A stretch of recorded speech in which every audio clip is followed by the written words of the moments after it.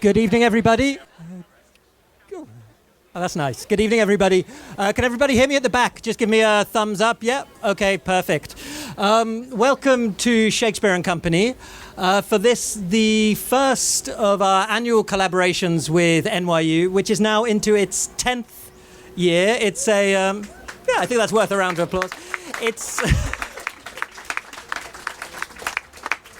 It's a partnership that we're very fond of, and it's always one of the highlights of our summer, and this year is certainly no exception.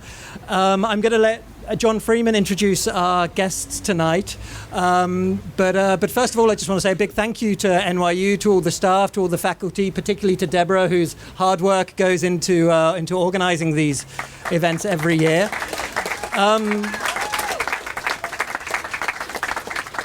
We are delighted to welcome back John Freeman for the fourth time in a couple of years. And bearing in mind that Freeman's is only on issue 3, the fact that it's the fourth time he's back is an indication of how much fun we have when he comes. We're delighted also to welcome Edwidge and Marie. As I say, I'll let John give their full introductions. I think that's all I need to say. So please, without further ado, give it up for Marie Darrieussecq, Edwidge Danticat, and John Freeman.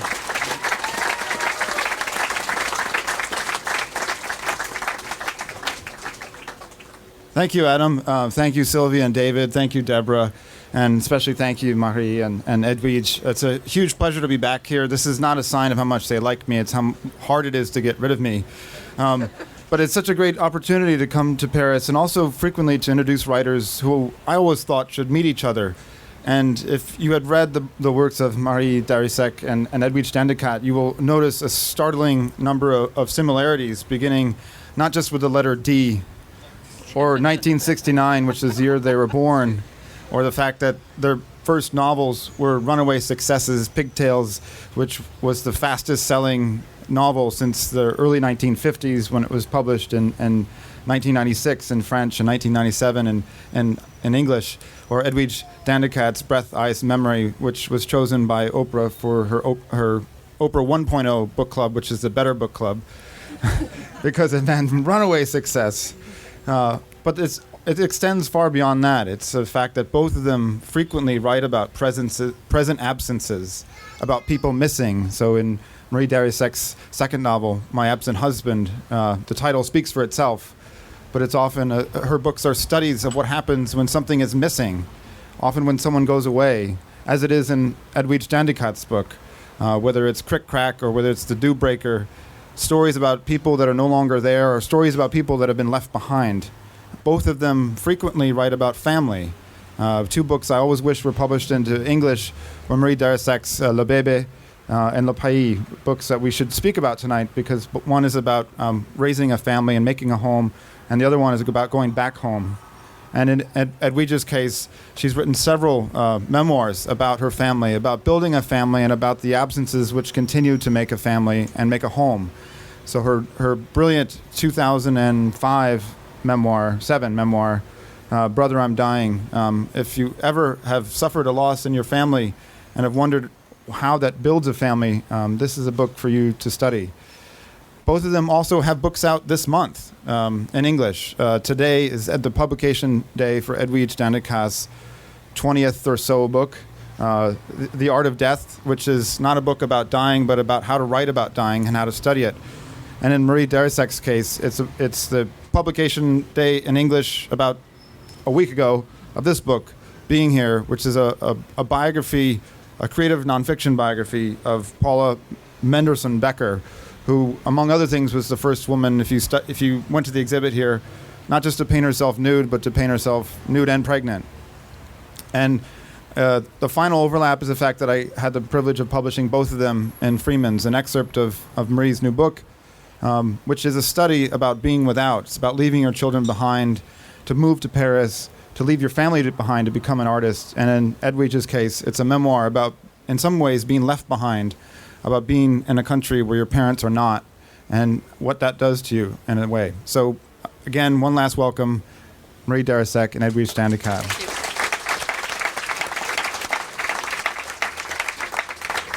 I guess I'll be super American at the beginning, and I'll just ask you where you're from, and when people ask you what that means to you, when you have to explain it. Me, Edwidge. Well, when people ask me where I'm from, it's usually followed with it's usually actually preceded with, I detect an accent. Where are you from? And I usually say I'm from Haiti by way of Brooklyn, or I'll say I'm from Brooklyn by way of Haiti. And often people would, sometimes if I say I'm from Haiti, they'll say, oh, you don't sound like you're from Haiti. You have a Brooklyn accent. So, but I usually start off with saying I'm from Haiti because that's where I was born. I'm from Basque Country, du Pays Basque. I'm French also, but if I were born 10 kilometers further, I would be Spanish. So it's very important for me, this feeling of the frontier, and is it legitimate, this frontier? And I'm Basque, I'm European, it's important. Did your family tell you stories about being from that country when you were growing up? Sure. What kind of stories were they? Because one thing, I was rereading Pigtails a couple days ago, and I thought, God, she's like if Kafka were a feminist. And I flipped the book over, and it's like, if Kafka were a feminist, she'd be Marie Darrieussecq. But she has a very distinct optic on life, which is that it can often shade into strangeness. And I wonder if the stories you were told were like that, and if that built you a different sense of home than a realistic sense of home. I was lucky enough to stay home for 17 years. I left when I wanted to live, which is a specific experience on this planet. So I wanted to live, and I went to Paris. I was dreaming about Paris.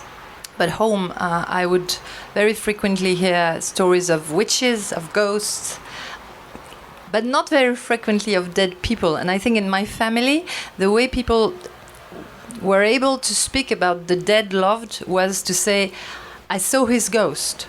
And it was more acceptable than to say, he committed suicide, for example. I think ghosts are made to help us speak about what is very uneasy, what is very hard. Have you been haunted, Edwidge?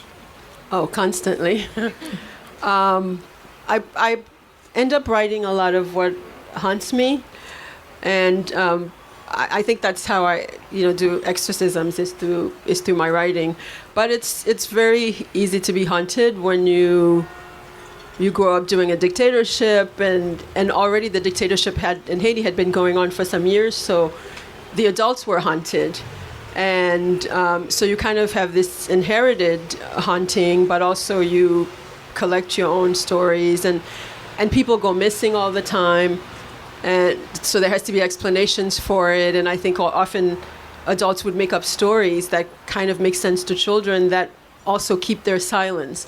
So I have a friend who, to this day, she remembers being 5, and they told her, her family said, you can't say that your uncle is in the house.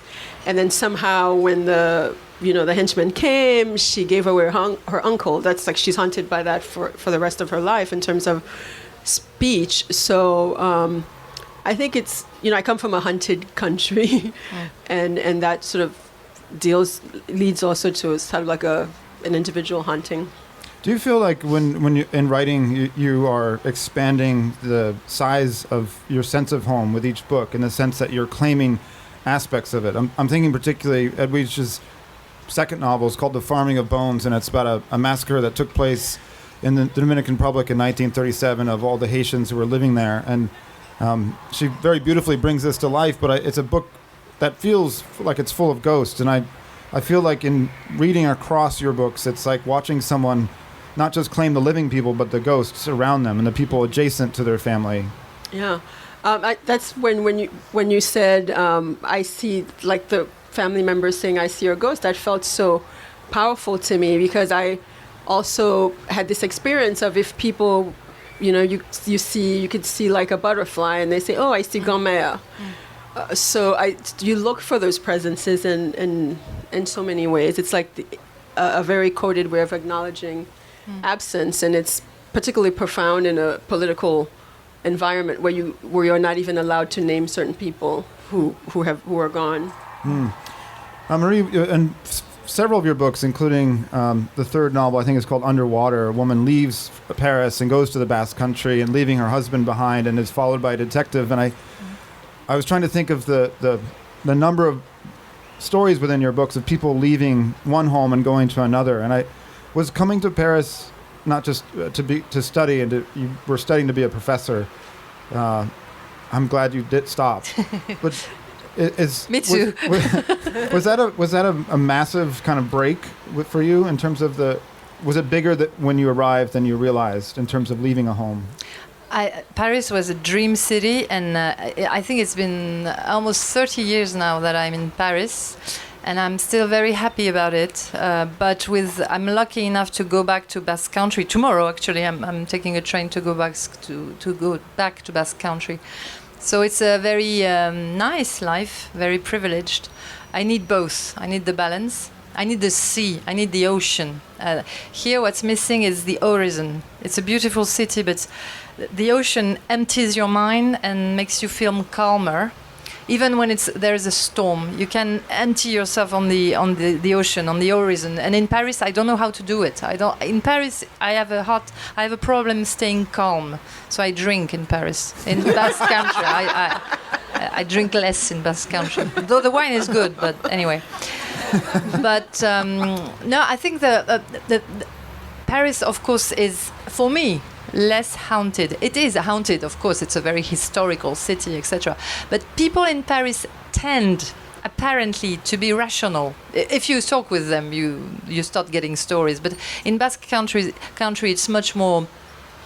I mean, it's very usual to see ghosts and to speak about witches. It's quite common.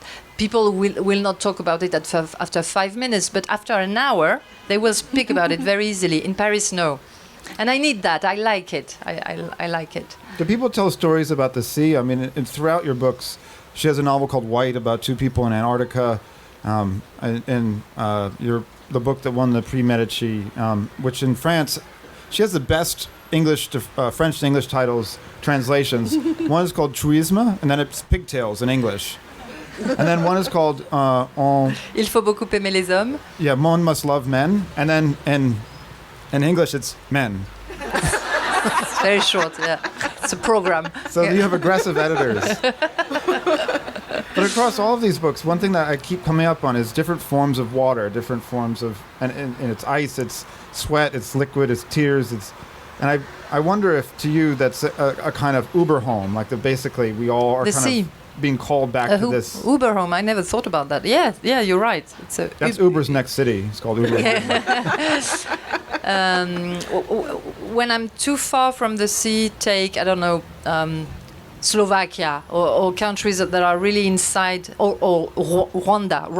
There are lakes, but it's really inside a big continent.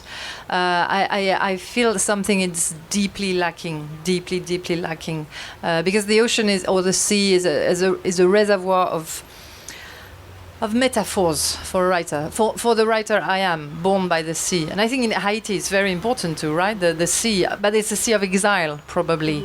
And the sea of, because it's an island. It is an island. Mm-hmm. Whereas in Basque Country, Basque people emigrated a lot because they were poor at some point, and they went to Argentina and to Miami too, a lot. But now the sea is a source of meditation, tourism, etc. It's just... And probably, I would assume to some degree, immigrants. Do people wind up in Basque Country on the sea, or is it further other parts of the coast? J'ai pas compris. Can you repeat? Do people wind up on, like the coastline of almost every country now is a front line of immigration? And is it the case in your sea or Absolutely not so much? not. We are in a corner. If you see the geography, it exactly repeats the Golfe de Gascogne, the Gascogne Gulf, is exactly repeating le Golfe de Guinée in Africa. There are two big holes on the line of the Atlantic Ocean. And I have a strong connection with le Golfe de Guinée for many reasons that are in my books. But the roots of the migrations today, they absolutely don't go to Basque Country. There was an attempt to have some migrants live near Bayonne, but they just want to live. There's nothing to do. I mean, they want to go to Paris, to London, etc. And they go inside Mediterranean Sea. And when from Senegal, they go through the Canaries and to Spain. They don't. It's too far from everything. I was too far from everything. It's beautiful, but except from surfing and Basque terrorism in the 80s, there was not much. And the Basque culture. But the Basque culture is very isolated in its own way. Edwidge, you have a novel called The Clare of the Sea Light, which is a story about a girl who goes missing of the sea, and then it's sort of the Dubliners of Haiti. So you follow this story through several characters, some of whom have just returned, some who are just about to leave. And I wonder, I mean, in a lot of your books, the sea is beautiful, but it's dangerous. It's sort of, I think of it more akin to death in your books than it is to life. Well, I mean, because I think even in our history as an African diaspora, the sea is so complicated. But in Haiti, it's doubly complicated because there's so much migration via the sea to Miami. And it's even impossible to count how many people have died trying to get to Miami or to Turks and Caicos or other places, other islands. So the sea is it's both, and even in terms of fishing life, it's gotten so depleted in terms of what it can give back. So it's a very complicated relationship with the sea, and often it is a sea of exile, as you were saying, but at the same time, it's also sort of the sea that's around us, and the sea's part of Vodou tradition. They're deities of the sea. It's a very nuanced and complicated relationship, I think, as it is with every sea. Because when I was writing Clare of the Sea Light, for example, I did a lot of research on just cultures of fishing people, fishing villages, and sort of things that were very similar with coastal villages, where like when people go out, before they go out to sea, in many cultures, they're not supposed to kiss their wives because they might not come back, and some of the fishermen would throw salt in the fire. There were all these traditions that people of very different cultures share because they're people of the sea. So that was also what intrigued me in Clare of the Sea Light, that people who sort of live so close to the sea and benefit from it, but have to be so wary of it at the same time. The generation of my great-grandparents and grandparents on my mother's side were fishermen, and also they were fishing cod in Terre-Neuve. And another one was in commercial boats to Shanghai. There's a name for that in French, les Shanghaillais. He was Shanghaiized in a way. And so the house, there were rather poor people, but the house is full of Chinese stuff. It's funny. But yes, the sea was very ambivalent. It could bring some wealth, some richness, but it was very dangerous. And there's even a story of, in the generation of my great-grandparents, 40 Basque fishermen went to Iceland to fish cod and never returned because they were massacred. They were slaughtered by the Icelandic people who saw them like concurrents, like rivals, about the cod. So there are many stories of really terrible threats on the sea. So when you came to Paris and you have 2 children and you've made a home three here. Now, yeah. You have 3. No, she's 8. The last one is 8. I don't know how. He thought you were breaking news. Yeah. Like Mazel Tov. Thank you. But when you come from a place full of stories and a lot of history and ghosts, it must be a very deliberate thing when you make a home in a city which is an adopted city. And I wonder, you're an eminently conscious person, so what did you think of anything that you ought to do, or did you do anything consciously to sort of try to bring some of those traditions here, or to put them away and make new ones? It's Paris. It's not just a city. It's Paris. To me, it was a myth, a mythology, the place to be, and the place to be as a would-be writer. It's Paris. It's not any big city. So I brought everything with me in my mind. Paris was very welcoming to the young girl I was. There were some problems, but it welcomed the writer in me very much. It's a perfect place to be a writer. It's a perfect place to be a successful writer. I think when you're not successful, it's very hard. But I'd rather not think about it. So, but in the first questions, I wanted to tell a story, if you permit me. Another city that I love, Buenos Aires, because a lot of Basque people emigrated to Buenos Aires, so I have a little bit of family there. And when I went there with the book you mentioned, My Phantom Husband, about this woman waiting for her husband who disappeared. And during all the book, she waits for him, and he perhaps returns as a ghost. She's not very sure. Anyway, I went to Buenos Aires, Argentina, to talk about this novel in 98. And it was like this, a nice audience, many people in a beautiful bookshop in Buenos Aires. And the first question, after the little talk I delivered, the first question in Spanish was, but are you aware that you wrote a political novel? And all of a sudden, because I was just out of the plane, I was reminded that in this country, there were 30,000 people missing. So I didn't write a psychological movie or a ghost novel. I wrote a political testimony in a way for them. The story my character told, they had lived it. So, and that taught me a lesson. It was an overwhelming but also a nice lesson, is that when you write, you don't exactly know what you're doing. You don't exactly know how the public will receive it, where, how, when even. So it was really, it's a very, very powerful memory for me as a writer. Edwidge, you've written some more political works of critical nonfiction, like Create Dangerously, which is a collection of essays about sort of the importance of inhabiting voice and about sort of taking risks, both as a writer, as a stylist, and as a person, and putting your ideas further forward than you think you ought to. But your new book is called The Art of Death, and in many ways it resembles a craft book.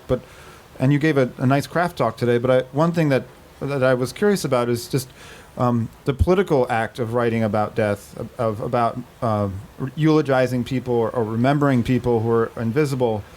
And it was one thing that I thought you could address now, because I feel like in a lot of your works, the people that you're remembering, either whether it's your uncle who was detained by Homeland Security, deprived of his medication, and died in the course of that process when he probably shouldn't have, or the characters I mentioned in Farm Me the Bones, a lot of what you're bringing to life, the missing, are extended family members whose death and whose disappearance is political. Mm-hmm.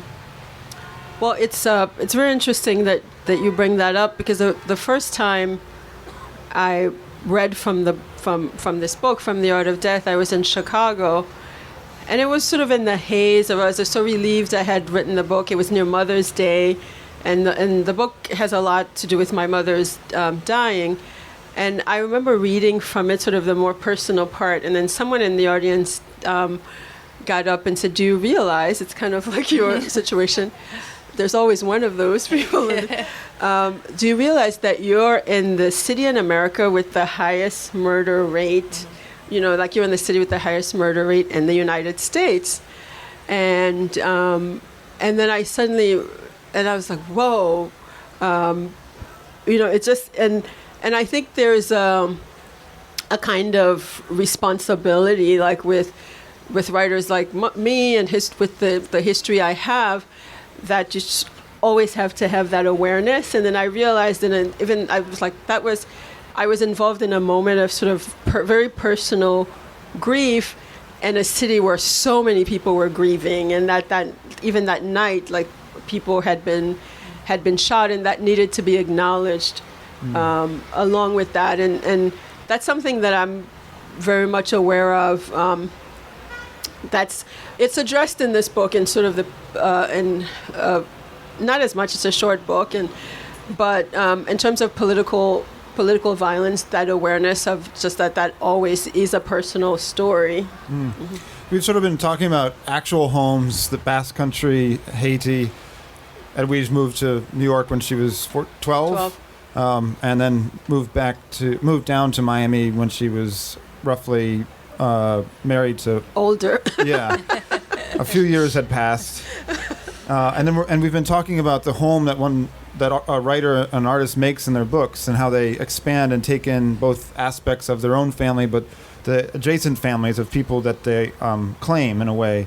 But one thing I'm curious about both of your works, in particular this new book of yours, Marie, is it seems like once you reach a certain point, if you've claimed your home, you've claimed the home around you, and you've written about making a home, as you have in La Bébé and Pays, and Edwidge has in several of her works. It seems like you go backwards a little bit, and claim the home that you could have had to make. And I look at the sorry, I have to look at the name because they keep wanting to call her Paula Mendelssohn. You can say Paula Becker. Paula Becker. Yeah. But I look at her life, and she had to make a very stark choice in order to become an artist. And I wonder, is that part of a process of extended what ifs? Like, if I were alive a century ago, I would have had to make this choice. I wouldn't get to have both. Well, let's start with her name.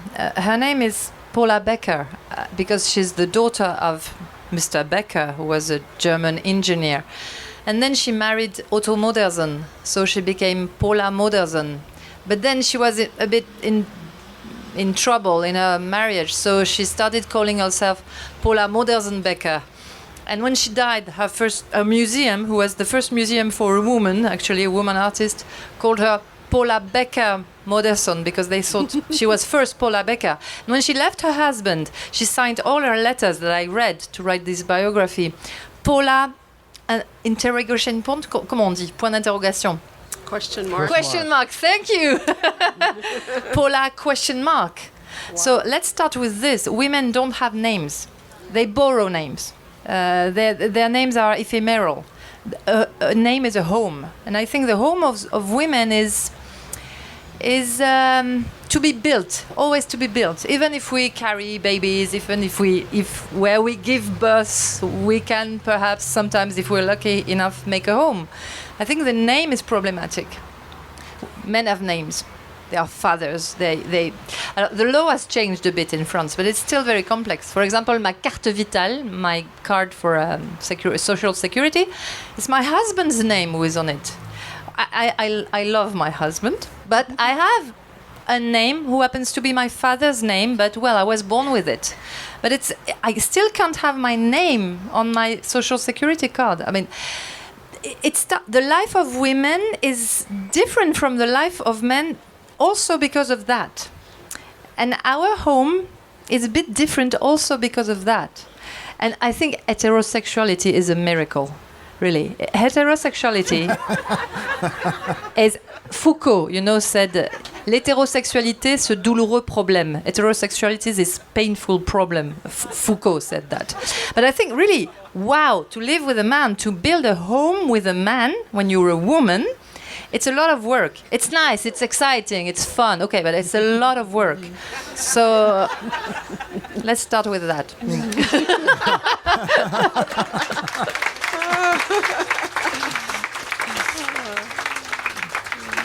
Edwidge's daughters are behind me and they're kicking me.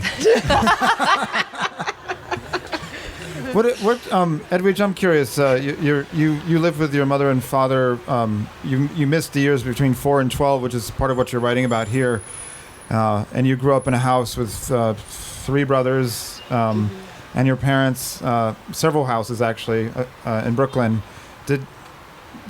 Do you find the same difficulties about not just cohabitation, but the larger cohabitation of the name? Well, our name was actually, my family name was a little island because my father ended up with the name he had because someone misspelled it on his birth certificate. So even within our family, everybody's Danticat is spelled differently. So we're like the only like my brothers and I would call ourselves cats because we had the T, which was silenced, but we're like the only Danticats. Everybody else is Danticat without a T. So we always felt like our name was an island for us, and maybe because it was different than everybody in the family, we felt a kind of like that was our unit, that was our code. But I know you get that in the families where I'm nearly 50 and everybody's like, when are you going to have your son? So it's like that whole thing of carrying on a name. But I feel like because I've had 3 brothers and I was the oldest, which gave me a lot of power in my family, I was kind of like second parenting. I feel like at least I raised or helped raise 3 real feminist men. So I feel like I've done a good deed in the world. Maria, I wonder if you could read a tiny bit from either the section that I published or whatever you would like to from the book. Do you have the page marked? I will find it. Yes, I have it. Okay. Okay. 30. Like Nora in a doll's house, Paula leaves everything, house and husband, for something else, for the unknown. So we are in 1906 in Paris. Her diary, February 1906, 24. I left auto-modern and I'm poised between my old life and my new life. I wonder what the new life will be like. Whatever must be, will be. For a few days now, she has been carrying the things she will need to her studio. She confides in Rilke. Rainer Maria Rilke was her best friend, the poet. Could he lay his hands on a bed case, an easel, and a table and a chair that are not too ugly? I love the fact that this young woman who's leaving her husband asks a famous, almost ethereal poet to take care of her furniture. I like it. She will go back to Rue Cassette, which is not very far. She does not know how to sign off. I'm not modern and I'm not Paula Becker anymore either. I am me, and I hope to become me more and more. So I will go on a little further. Rilke puts himself at Paula's service. I am grateful, he writes, that you have allowed me into your new life. Know that I'm happy for you and share in your happiness. I'm your servant, Rainer Maria Rilke. He tries to source money to help her. At the same moment when I wrote this biography, I was translating in French A Rooms of One's Own. So money was really the nerve of this war for women at that time, especially. A room and money. He lends her 100 francs. At that time, he's Rodin, secretary. I love to write this biography because it's also a bit of a story of Paris. He lends her 100 francs and speaks to the banker and Baron Karl von Hind. And he says, I was profoundly surprised to find Modersohn's wife in the throes of a deeply personal transformation. She paints, in a very spontaneous and direct way, subjects that could not be made by any other than her. And he buys her a painting. She will sell only 3 paintings in her life to friends. She moves out from the room in Rue Cassette, which proves to be too expensive, and finds a studio, Avenue du Maine, in Montparnasse. The studio is still there, I visited it. And etc., etc. Do you want me to go further? No? It's perfect. Okay, yeah.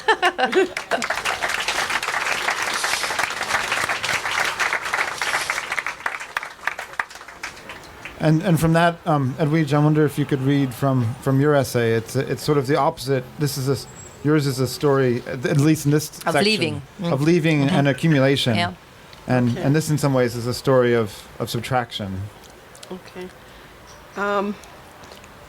So I'll just read like maybe 3 paragraphs. It's about sort of some awful things that happened after my parents left to me and other women in my family. As an adult, at family gatherings, at mine or other people's homes, I would sit quietly and listen to story after story of female relatives who had been asked to go to the private houses, prisons, police stations, wearing their prettiest dresses, to convince the colonel, general, foot soldier, or militiaman who'd arrested their father, brother, uncle, cousin, not to kill their man. Sometimes the price of a loved one's release was a young female relative's virginity, but no one spoke about any of this until our female heroines had died. Many of the women in my family covered up being abused with piousness. They wore white clothes and wrapped their hair with white scarves. They wore no jewelry or makeup. They prayed a lot. They tried to make themselves as white as the snow we had not yet seen, as white as light itself. They tried to become invisible. The less of you that was seen, the better, my Aunt Denise liked to say, but it was no guarantee of protection, even in the dark, even inside your own home.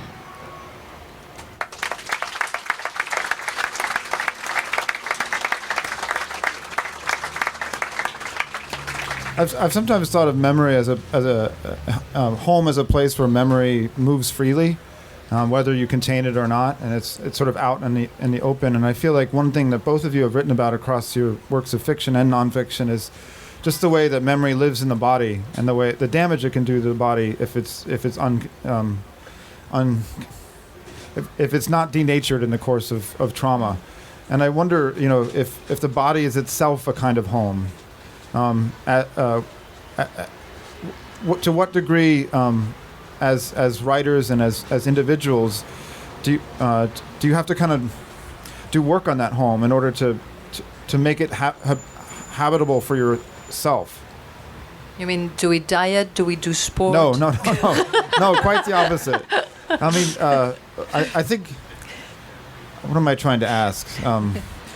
I guess, I guess I'm asking about shame.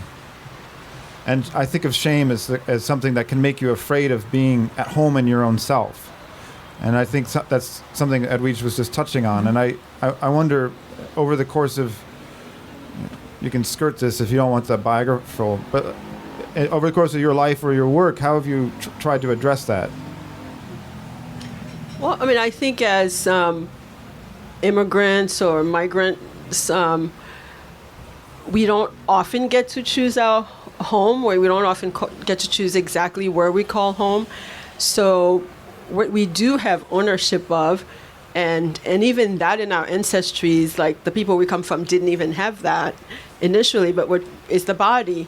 And in the tradition I come from, even you get this lineage where it's built into you, because so much has been done to the body too, that it's like, at least I have my spirit. So there's a kind of reduction of what the home can be, of how much you can choose. And the spiritual is where really, I mean, I think the spirituality is where people feel like they have the least bit of control. And I think that's why you have so many spirituals.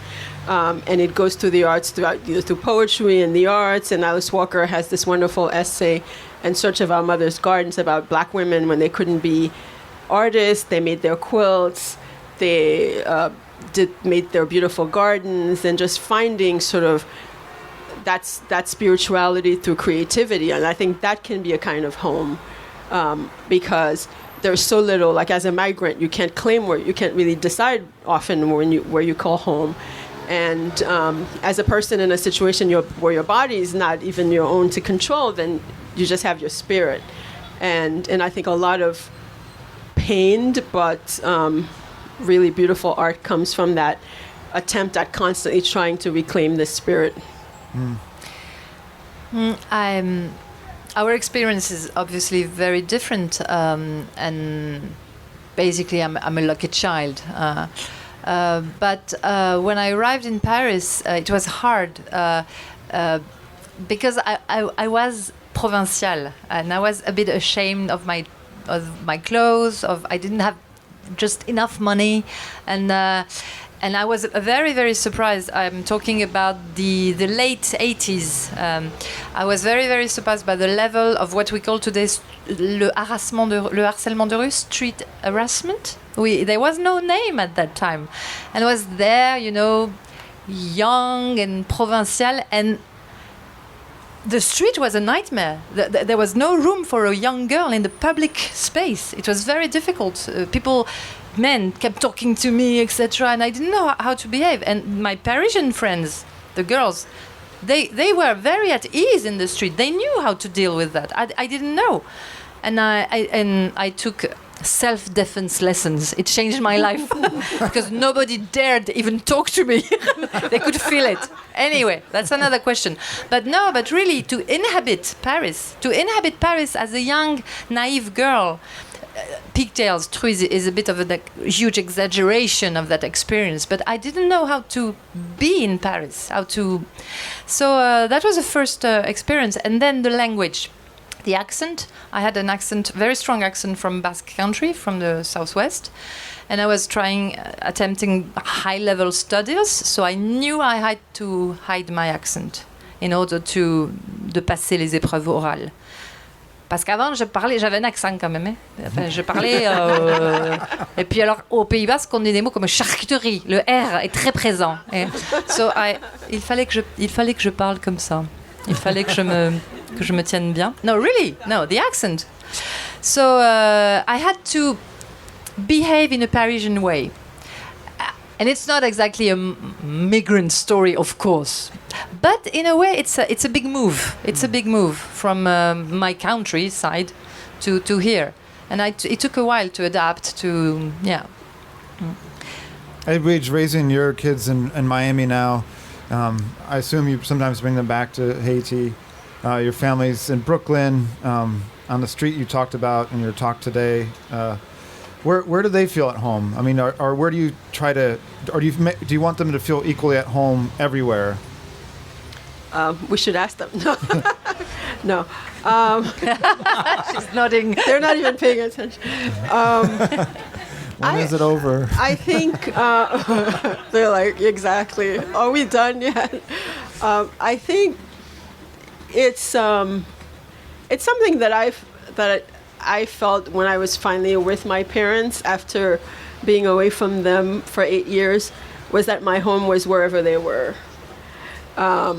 So, of course, we stayed more in one place. We're in Brooklyn forever, and then so I always felt like I was not home when I was not where my parents were, and that part of maybe was overcompensating. Because I hadn't been with them throughout my childhood. I was raised by my aunt and uncle. So to me, that was a very, very specific definition. Like I knew that because also in the absence of your parents, when you're growing up like that, and there were so many of us, it's a very typical story of, you stayed with relatives, but at the same time, you're groomed for that reunion. And sometimes it's good because you were always told, wait, your father will fix you when you get to New York. And that's like for years you're told that. But that was always, you're sort of groomed that will be your home eventually when you're reunited with your parents. So for me, home was always that where they were, I was home. And which is why I think also like in the dedication of that book, I felt like they led me to this kind of line of thought, because like when they died, like where was then my home? Then it was with my new family and so forth, but I felt like I was losing this other home. Edwidge was talking today about the art of death, and she was you talked about your mother dying, and you talked about your father dying, and you read from various texts, but for some reason the one that gets me, and it might be because I don't have children, but also I'm missing a parent too as well, and was the feeling that in C.S. Lewis that grief was like an amputation, that having lost a spouse. And I wonder if some of that comes down to how much our sense of home migrates into marriage, and because hopefully if we live long enough and we say goodbye to our parents, or maybe they live forever, we're the only people there, they live forever, but sadly I think we all have to say goodbye to them, and then maybe if we're lucky we're with someone else we love. And that's our final home to some degree. But I wonder, Marie, what I'm asking is your long-term sense of home related to some degree to romantic love? or do you find them separate? No, I need, my home is where I live with my husband and children. It's very banal, but it's very, writing is a very uncanny experience, unheimlich, which has something to do with a strange home. Writing is a very strange, uncanny home. It puts you in strange places, mental places. It's really writing every day and doing nothing but write is at some point a dangerous mental experience. I feel you have to be very solid, and I need somebody to love, very fiable, somebody I can really, I don't even have the name in English, fiable, trustful or reliable. Thank you. God, my French. I thought you said flabby, and I thought all tights. You know. It's also fabulous, but and I have 3 children, and my home is where their schools are. My home is where my shrink is. My home is where my dog is. My home is where the park where I walk, and where my dear neighbors are. Also, my home is in the 14th arrondissement. It's a small area, and I feel okay there. It's very banal. It's very simple, but I need it in order to be able every morning to write, to put myself in strange mental places. Yeah. That's true. You do. Sorry. Go ahead. That it is a luxury to have a kind of at least some level of stability. I think and support, because sometimes the work is so harrowing, right? Like the world that you're creating, and I think it would be. I mean, I'm very grateful. I feel like there's so much I do that I wouldn't be able to do without the support of my wonderful husband, who's in the audience. Mine is not. So what I say is really, it's true. I want to be able to go home. You were making sense. He's with the kids. He's with the kids. He's babysitting the kids. Such bad feminists we are. Yes, actually, it's terrible. I know. Yeah. I think that's a good place to open it up for questions, because I don't have a way back into that. Does anybody have a question for Marie or Edwidge? Yes. I think there's a microphone. Okay, so a question for each. Hello, Marie. So first, the exhibition at the book is beautiful about Paula Modersohn-Becker, and I was wondering, her story is so compelling. I was wondering, I know you write a lot about art, we're also a psychoanalyst. Can you consider her paintings without the knowledge of the story? I mean, they're compelling without it, but I just...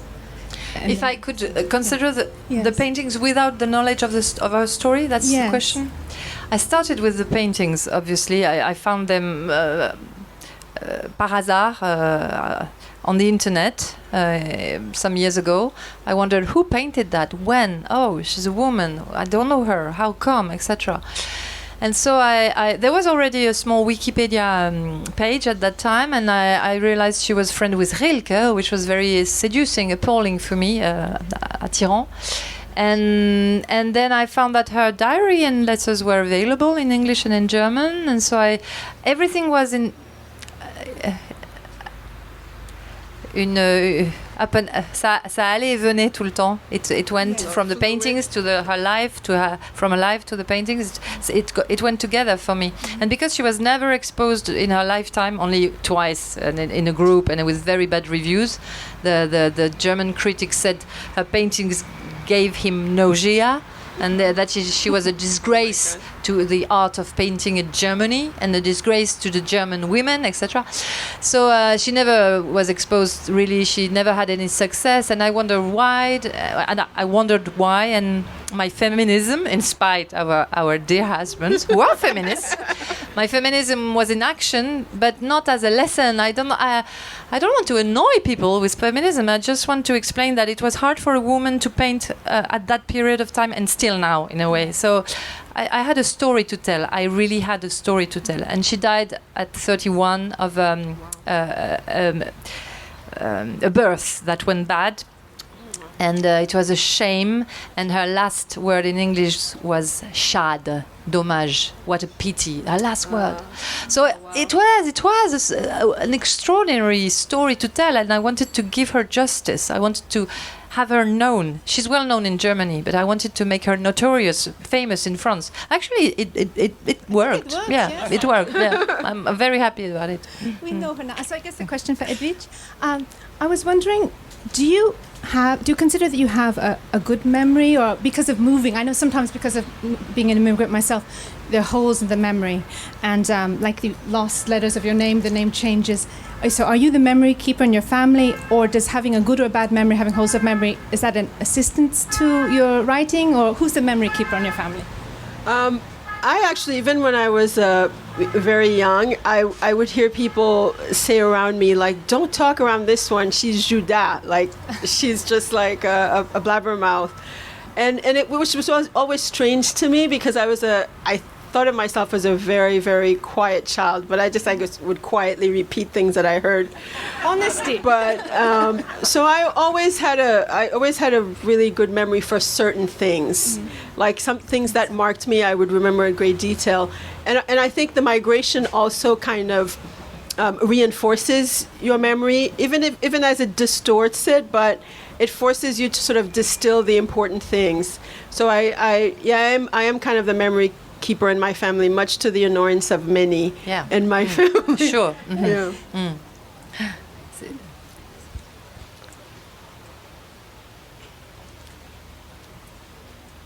Writers are a problem in general in a family.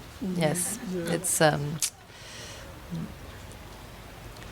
But it's strange while we're waiting for the question, because sometimes I will have encounters with people, and they will say, "Don't write about me." And I'm like, dude, it's not that, you're not that interesting. So it can also work the other way. Sure. Where people sort of overestimate your desire Sure. to tell their stories. My question's about identity. Names change, homes change. How much do you think that over a lifetime identity changes? Or do you think that doesn't change? Is identity something that you hold on to? Is that the one thing that doesn't change? Mm-hmm.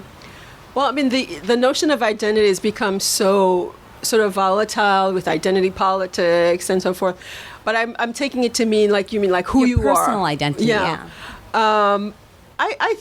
I think even that changes in terms of, certainly, you're born speaking one language, you might die speaking another one, and you go through all these experiences you have. And also, I think in migration, people who've gone through migration, you're always sort of living the alternate life that you could have been living. So when you go back and you see your childhood friend in a certain situation, and you're like, oh, this could have been my life. So I think all of that shapes who you are in terms of like, but I think what changes, like core identity, like core values and so forth, may not change, but it's just certain things evolve, and growing up and also losing parents changes a lot on how you see yourself, having children, and also having to decide what you are passing on. I think often changes sort of the prism of how you see who you are. Like your legacy. Yeah, thinking beyond your life, your own life. Yeah. When I come back to Basque Country and I meet intellectual people there, writers there, especially on the Spanish side, there are a lot of writers, Spanish Basque, who choose to write in Basque as a political statement.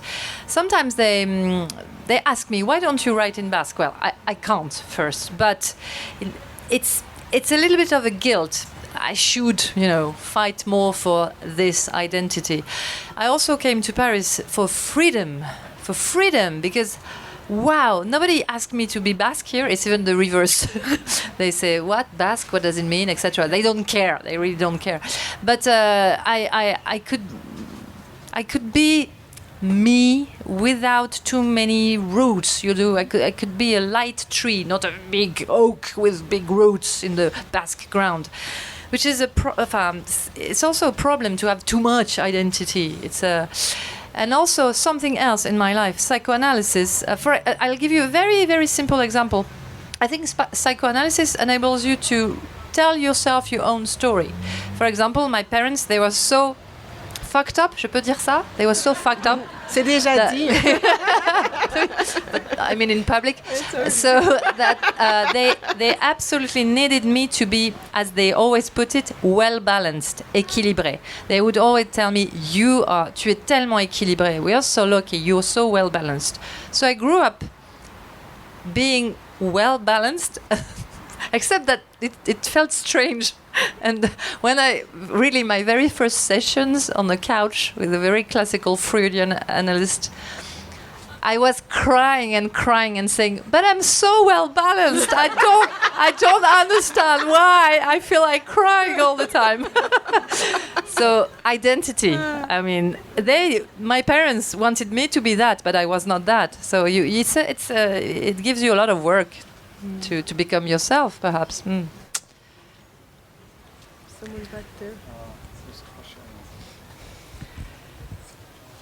Someone back there.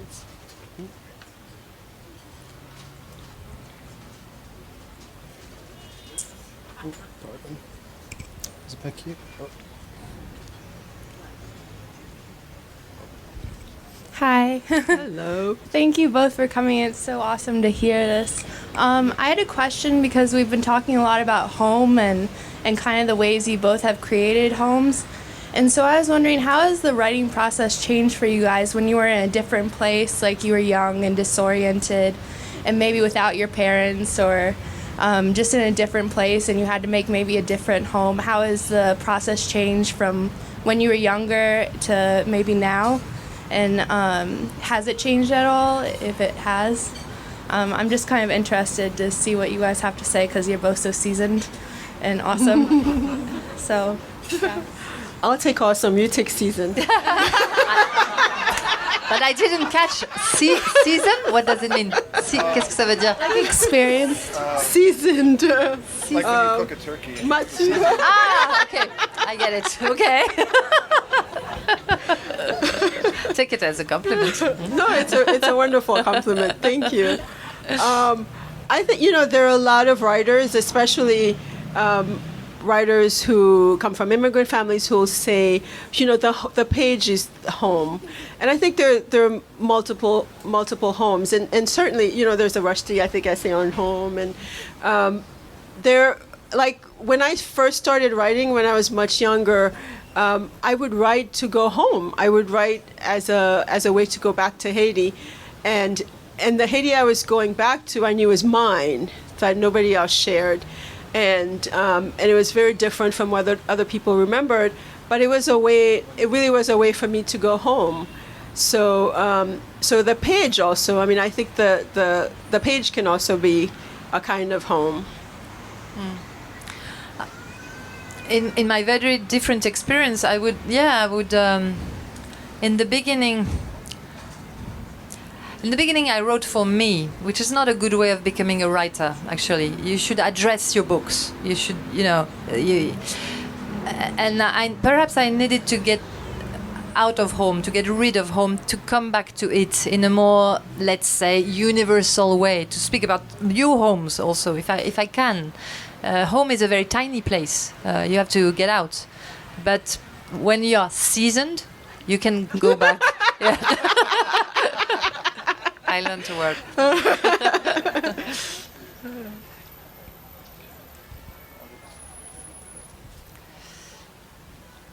Thank you for a very interesting discussion. Following on this idea of not being able to own your own identity and the differences between men's experience and women's experience, I've been thinking also of sort of a chameleon adapting with whenever the environment changes, and the leopard that can't change its spots. There's a difference between also being able to choose to change your identity or to choose to retain your identity. But is the challenge here when you're not able to choose, when you have to give it up, when you have to give it up because of being a refugee or because having to take a husband's name? And then is there also a similar challenge of not being able to abandon your heritage, of having the responsibility of retaining the name, of carrying on a family tradition? How would you weigh those two? Well, I think the wonderful thing about what we're privileged to do is that you have to be that chameleon. You have to be able to step into so many different skins to write about them. You have to become different people. So you have to flow enough. You have to be able to imagine what it's like to be of a different gender, what it's like to be of a different race, what it's like to be of a different age. So that's I think that's the quest. And often you draw from personal experience, but you may not have that personal experience, but you have you might have the practice and the craft, and the most important thing of all, which is empathy. So I think it's that, like, you must be a chameleon in some ways to be a writer. At least you have to have the openness of mind to be able to inhabit different bodies and different worlds and even different times. And also, I mean, I travel a lot. I'm very lucky to travel a lot, and I know the price, the symbolic price of owning a French passport or a European passport, because I can go anywhere, and it's absolutely unfair compared to other passports. So this being said, I never write better about home than when I'm far from it. Whatever home is. But when I write about Basque Country, I need to be out of it, because I need to reimagine it. I need to make it my own. If not, I will write a guide about Basque Country. You know what I mean? I mean, I have to make it pass through me, through my memory, through my imagination also, because my imagination is tainted by it. So yes, chameleon, metamorphosis, going back, going out. We are very lucky to be free to do that, and we need it as writers. But there are homes that are more painful than others. There are homes where you are happy to go back or not. Personally, I'm more or less at peace with my home, but what I know is that when I recognize home, my old home, my family home, because as soon as I reach it, I'm relaxed, but I feel so bored. It's so boring. So to me, that's home, yeah. Well, listen, Sylvia and David, it's been so nice of you to give us your home for an hour or so here to talk. I've spent, 20 books each, 40 books, 20 hours a book. It's 800 hours. It's close to a month I spent living in the various buildings they've built of their books. And I really can't tell you how strongly enough I recommend you to, after the clapping, to walk inside and go rent one for very, very little. It's not an Airbnb price. And being here is here, and The Art of Death, Edwidge Danticat, Marie Darrieussecq, it's a pleasure.